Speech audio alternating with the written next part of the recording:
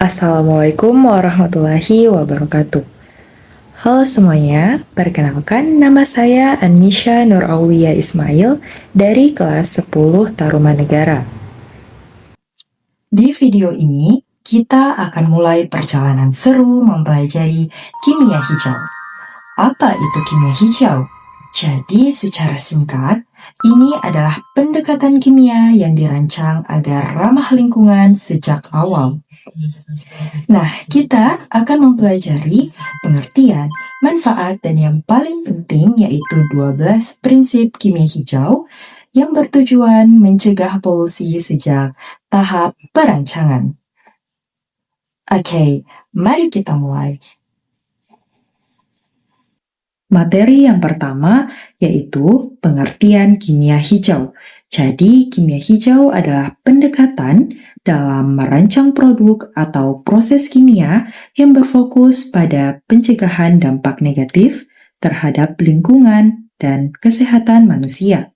Dengan prinsip intinya yaitu mencegah lebih baik daripada mengolah atau membersihkannya setelah terbentuk. Materi yang kedua yaitu manfaat kimia hijau. Jadi, kimia hijau membawa banyak manfaat yang dapat dirasakan di berbagai bidang. Nah, manfaat-manfaat utamanya yang pertama bagi lingkungan, yaitu mengurangi polusi udara, air, dan tanah, serta menghemat sumber daya alam.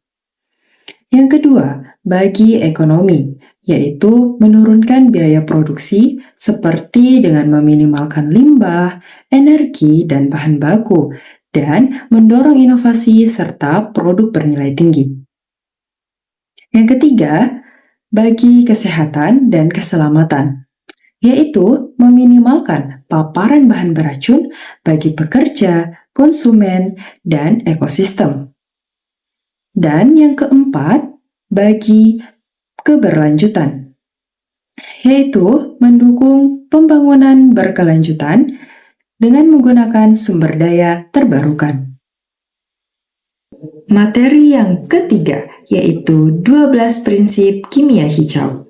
Nah, prinsip-prinsip tersebut diantaranya yang pertama, pencegahan pembentukan limbah, yang kedua, ekonomi atom, yang ketiga, pengurangan dampak sintesis berbahaya, yang keempat, mendesain bahan kimia yang aman, yang kelima, penggunaan pelarut yang aman, yang keenam, penggunaan energi yang efisien, yang ketujuh, penggunaan bahan baku terbarukan, yang kedelapan, pengurangan bahan turunan kimia atau derivatif, yang kesembilan, penggunaan katalis, yang kesepuluh, mendesain produk yang terdegradasi, yang kesebelas, analisis langsung untuk mencegah polusi, dan yang ke-12, mencegah potensi kecelakaan.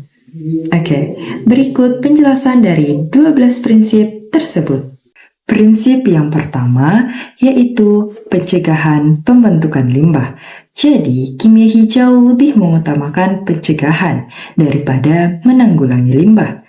Karena mencegah limbah sejak awal akan lebih menghemat energi, biaya, dan sumber daya dibandingkan mengolah atau membuangnya setelah terbentuk. Dan juga limbah yang sudah tercipta itu seringkali memerlukan proses tambahan yang justru dapat menimbulkan dampak bagi lingkungan baru. Prinsip yang kedua yaitu ekonomi atom. Nah, jadi kimia hijau mengedepankan nilai ekonomi atom tinggi. Nah, nilai ekonomi atom itu diukur berdasarkan jumlah bahan kimia yang berhasil diubah menjadi suatu produk. Jadi, semakin tinggi persentasenya, maka semakin sedikit atom yang terbuang menjadi produk samping atau limbah. Jadi, nilai ekonomi atom tinggi menunjukkan bahwa proses kimia yang digunakan tidak membahayakan lingkungan. Prinsip yang ketiga yaitu pengurangan dampak sintesis berbahaya. Jadi, kimia hijau berupaya mengurangi dampak yang berbahaya dari sintesis.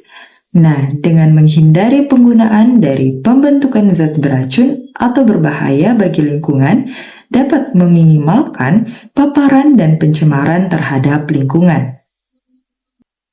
Prinsip yang keempat yaitu mendesain bahan kimia yang aman.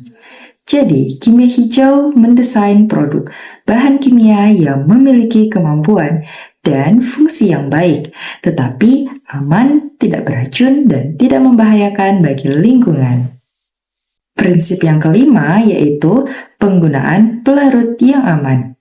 Nah, kimia hijau berupaya mengganti penggunaan pelarut yang tidak aman menjadi pelarut yang ramah lingkungan dan menghindari penggunaan pelarut yang berlebihan.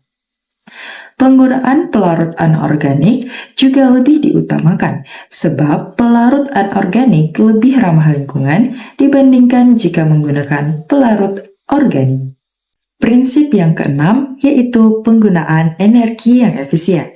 Jadi, kimia hijau mengupayakan efisiensi penggunaan energi pada proses kimia untuk mengurangi dampak negatif dan menekan penggunaan biaya yang tinggi.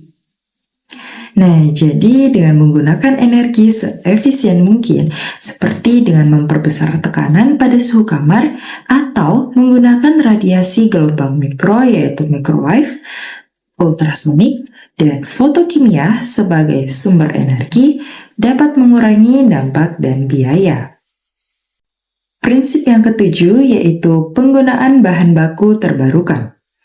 Nah, jadi kimia hijau menganjurkan untuk lebih mengutamakan penggunaan bahan baku terbarukan pada proses kimia dan proses sintesis daripada penggunaan bahan baku tak terbarukan.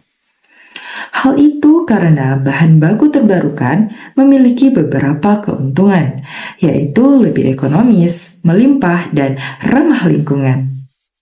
Prinsip yang kedelapan yaitu penggunaan bahan turunan kimia atau derivatif.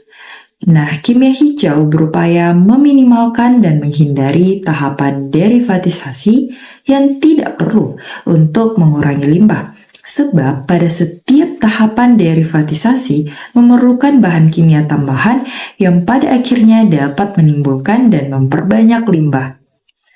Jadi, dengan menghindari langkah tidak perlu, maka efisiensi proses meningkat dan limbah berkurang. Prinsip yang kesembilan yaitu penggunaan katalis.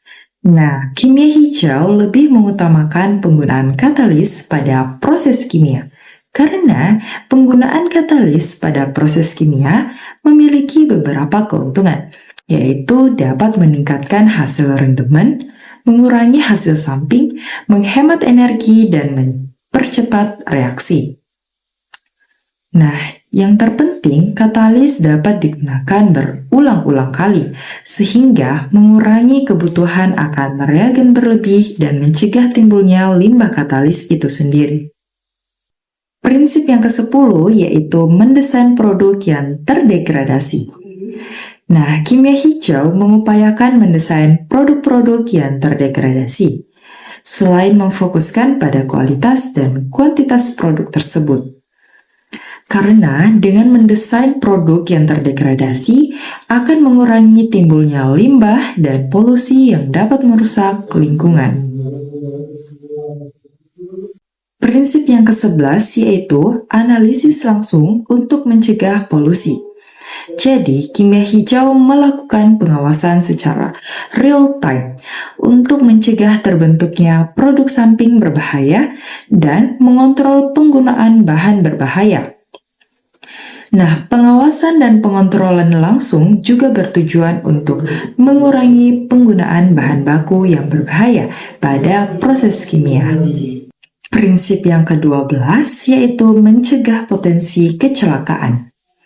Jadi, kimia hijau memilih bahan kimia yang lebih aman untuk meminimalkan risiko kecelakaan seperti ledakan atau kebakaran, sehingga dapat dicegah dan dihindari agar tidak menimbulkan masalah yang dapat membahayakan dan merusak lingkungan sekitar. Jadi, itulah tadi penjelasan mengenai kimia hijau. Nah, sekarang teman-teman sudah pada paham ya bahwa kimia hijau adalah kimia yang dirancang agar ramah lingkungan, aman, dan efisien sejak awal. Baik, itulah tadi penjelasan materi yang dapat saya berikan. Demikian dari saya. Wassalamualaikum warahmatullahi wabarakatuh.